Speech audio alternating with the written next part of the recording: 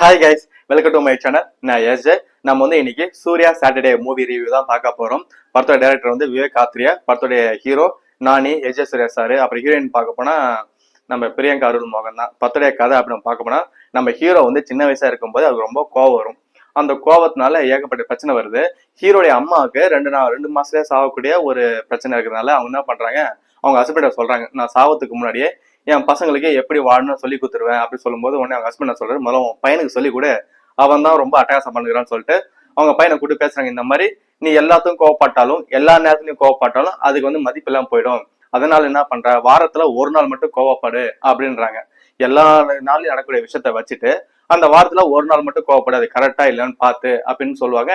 சரிம்மா அதை நீயே சொல்லுமா இருந்தா நான் சொல்லி கேட்பாரு. அப்ப ஒவ்வொரு நாளா போய்கிட்டே இருக்கும். ஒரு நாள் கேட்பாரு, ஏமா இனிமே ஒவ்வொரு நாளா போயிட்டே இருக்கு, என்னைக்குதான் என்னோட நாள், நீ எப்பதான் எனக்கு ஓகே சொல்லுங்கன்னு சொல்லி கேட்கும்போது அவங்க அம்மா சொல்லுவாங்க, உன்னோட நாள் வரும்போது நான் வந்துட்டு எதுவுமே பேச மாட்டேன் அப்படின்னு சொல்லுவாங்க. அதுக்கேற்ற மாதிரி சனிக்கிழமை அங்க இறந்துருவாங்க. உடனே ஹீரோ என்ன பண்ணுவாரு, ஓகே சனிக்கிழமை தான் நமக்கான நாள் அப்படின்னு அம்மா சொல்லிக்கிறாங்கன்னு நினைச்சிட்டு வாரத்துல 6 நாள் இருக்கக்கூடிய எல்லா கோவத்தை எடுத்துன்னு ஒவ்வொரு நாள் நைட்டு தூங்குறதுக்கு முன்னாடி எழுதுவாரு. எழுதிட்டு சனிக்கிழமை என்ன பண்ணுவாருன்னா அந்த எழுதின பேர்லாம் படிப்பாரு. படிக்கும் போது அப்பயும் அவங்க மேல கோவம் இருந்தா அந்த கோவம் கரெக்டான கோவமா இல்ல தப்பான கோவமா அப்படின்னு யோசிப்பாரு. கரெக்ட்னா அந்த பேரை ரவுண்ட் பண்ணிப்பாரு. ரவுண்ட் பண்ணிட்டாருன்னா அது யாரா இருந்தாலும் அடிக்காம விட மாட்டாரு. இதுதான் அவருடைய கேரக்டர். இது இவருடைய கேரக்டரா.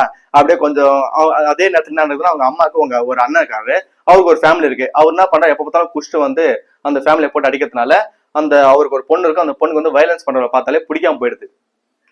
பிடிக்காம போனதால என்ன பண்றாங்க, அவங்க மாமா, அதான் அந்த ஹீரோடைய மாமா ரொம்ப அட்டகாசம் பண்ணதால ஹீரோட அம்மா என்ன பண்ணுவாங்க, அந்த அந்த பொண்ணையும் அதான் அவங்களுடைய அண்ணன் பொண்ணையும் அவங்களுடைய அண்ணியும் கூட்டு வேற ஒரு ஊருக்கு அனுப்பிடுவாங்க. இது விட்டா சொல்லாம இல்ல, யார்கிட்டையும் சொல்ல மாட்டாங்க, அனுப்ப அந்த என்ன ஊருன்னு சொல்ல மாட்டாங்க.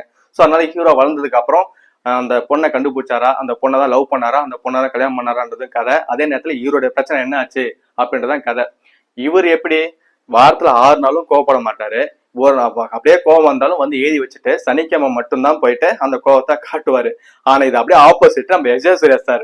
எஸ்ஜே சூர்யா சார் எப்படின்னா எப்ப பார்த்தாலும் கோவமா தான் இருப்பாரு. எப்ப பார்த்தாலும் கோவம் வந்தா யாரு இதெல்லாம் பார்க்க மாட்டாரு.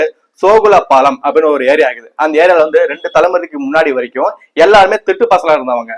இன்னைக்கு ஆனா எல்லாமே ஒழுக்கமா வாழ்றாங்க. ஆனா இவரை பொறுத்த வரைக்கும் அவங்க எல்லாம் திட்டு பசங்க அப்படின்னு எண்ணத்துல இருப்பாரு. அது இல்லாம இவருக்கு ஒரு அண்ணன் இருப்பாங்க. அவரு எஸ்ஜே சூர்யாக்கு ஒரு அண்ணன் இருப்பாரு. அவரு இவருக்கு பிடிக்காது. ஏன் பிடிக்காம போனதுக்கும் அவருக்கு எங்க அண்ணனுக்கு என்ன பிரச்சனைன்றது அவரை இன்ட்ரோ பண்ணும்போது அவரே சொல்லிடுவாரு. அதனால அவங்க அண்ணன் மேல எந்த கோபமா இருந்தாலும் இங்க இருந்து ஒரு ஆளை ஈத்துன்னு போயிட்டு பட்டா பட்டா பட்டா பட்டன்னு வச்சு வாங்குவாரு. ரொம்ப அருமையா பண்ணிருப்பாங்க இந்த கேரக்டர் எஸ்ஜே சூர்யா சார். எனக்கு தெரிஞ்ச மாநாடுக்கு அப்புறம் இது ரொம்ப நல்லாவே பண்ணிக்கிறாரு. அதே மாதிரி நான் இன்னொரு விஷயம் நான் சொல்றேன், இந்த படத்துல எஸ்ஜே சூர்யா காட்டும் போது காட்டக்கூடிய எந்த ஒரு சீனும் நமக்கு சலிப்பே ஏற்படுத்தாது, போர் அடிக்காது. அந்த அளவுக்கு ஒழுங்கா கொண்டு போயிருப்பாங்க. இன்னொரு விஷயம் சொல்ல போனா நம்ம ஃபர்ஸ்ட் ஹாஃப் பொறுத்த வரைக்கும் எஸ்ஜே சூர்யா சாருக்கு எந்த காரணத்துக்கு கோவம் வந்துடக்கூடாதுன்னு நம்மளே நினைப்போம். அந்த அளவுக்கு நிறைய சீன் வச்சிருப்பாரு டேரக்டர். ரொம்ப நல்லாவே பண்ணிருப்பாரு. அதே மாதிரி டேரக்டர் கூட இந்த ஃப்ரேம்ல டீகோட் பண்ணுவாங்களா, அந்த மாதிரி யூடியூபரா இருந்திருப்பாருன்னு நினைக்கிறேன். காரணம் ஏன்னா எஸ்ஜே சூர்யா சாரை எப்படி இன்ட்ரோ பண்றாரோ, எந்த இடத்துல வச்சு இன்ட்ரோ பண்றாரோ, எந்த ஆங்கிள் இன்ட்ரோ பண்றாரோ அதே மாதிரி அவர் சாகுற மாதிரியே காட்டுவாரு கிளைமேக்ஸ்ல. இந்த மாதிரி நிறைய சீன்கள் இருக்கும். ஒரு 10 நிமிஷம் முன்னாடி காமிச்ச ஒரு டீகோட் இன்னொரு ஃப்ரேம்ல போயிட்டு சால்வ் ஆகிற மாதிரி நிறைய காமிச்சிருப்பாரு. ஸோ டேரக்டர் இந்த விஷயம் ரொம்ப நல்லா பண்ணிக்கிறாரு. படம் ஓவராலா பார்க்க போனா ரொம்ப நல்லா இருக்கு. எல்லாரோட போய் பாருங்க. ரொம்ப ரொம்ப ஓவரலா எதுவும் இருக்காது, பார்க்க நல்லா தான் இருக்கும், போர் அடிக்காம போகும். முக்கியமா எஸ்ஜே சூர்யா சாரை பார்க்கும்போது நம்மளுக்கு எந்த இடத்துலயும் போர் அடிக்காது. அவர் பேசுறதெல்லாம் கேட்கும் போது நமக்கு ரொம்ப சிரிப்பா இருக்கும். எஸ்ஜே சூர்யாவுக்கு அவர் அண்ணன் பர்சனை பார்த்தீங்களா, அவரும் வில்லன் தான். ஆனா இவரும் அவங்க அண்ணனுக்கு பேசுற விதத்தை பார்த்து நமக்கு ரொம்ப நல்லா சிரிப்பு வரும். அது மாதிரி 2-3 சீன் நல்லா வச்சிருக்காங்க. அது மாதிரி எஸ்ஜே சூர்யா சாரும் நம்ம நானியும் சந்திக்கும் போது ஒரு கார் ஆக்சிடென்ட் மாதிரி நடக்கும். அந்த சீன் ரொம்ப நல்லாவே பண்ணியிருப்பாரு. ரொம்ப எல்லா சீனும் என்ன சொல்றது, எஸ்ஜே சூர்யா சார் வர சீன் ஃபுல்லாவே சூப்பரா இருக்கு படத்துல. எல்லாரோட போய் பாருங்க. வேற என்ன சொல்றது, மியூசிக் நம்ம படத்துல பார்க்கும்போது தியேட்டர்ல நல்லா இருக்குது. பட் வெளியே எப்படின்னு தெரியல, எனக்கு கரகரன்னு இருக்க மாதிரி தான் இருக்கு.